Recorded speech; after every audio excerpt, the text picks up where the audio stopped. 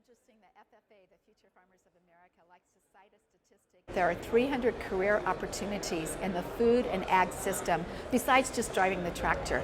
And when you look at the food system today and how complex and sophisticated it's become, we need people who are irrigation specialists because we want to use every drop of water as precisely as possible.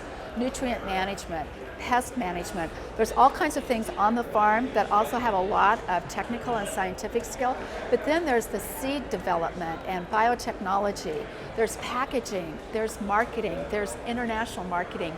The whole spectrum of all of this, and that's before you even get to food preparation and the culinary arts. There's this renewed interest of people wanting to know where their farm food is coming from and who's growing it. And that's really good for all of us. So we're looking at regulations that could be barriers to the entrance into farming on that kind of a small scale, and making sure we're not creating a hindrance to more direct-to-consumer opportunities. I think choice for consumers in the marketplace just creates more choices for farmers of what they want to grow. We need to make sure that our infrastructure continues to be upgraded and updated. That's a critical part of getting our products to market. We're very dependent on all kinds of technology and IT.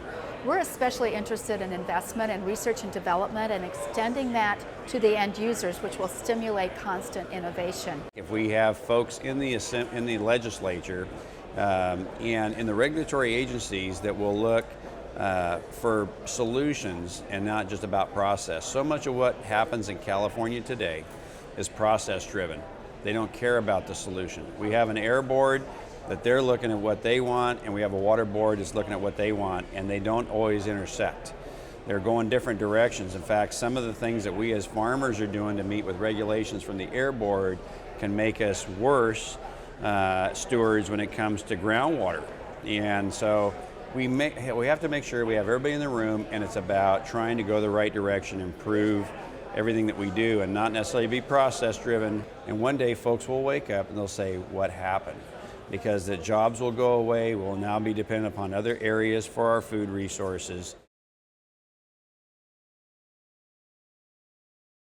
We are to that point where we're just getting by, but whatever we try to do today, if we were to try to solve the solution today, it would take 10 to 15, maybe even 20 years to see the results. We cannot wait any longer.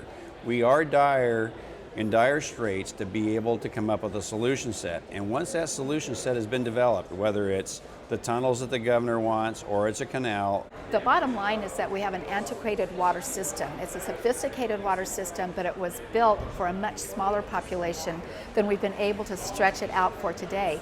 And what we really have to pay attention to is with climate change and extreme weather events, the availability of that water for us to be able to store and then deliver for agricultural use is really going to be strained and may not be feasible. So investing in new infrastructure and new opportunities to capture water and move it around to recharge our groundwater, all of those have to be on the menu of issues that we work to solve.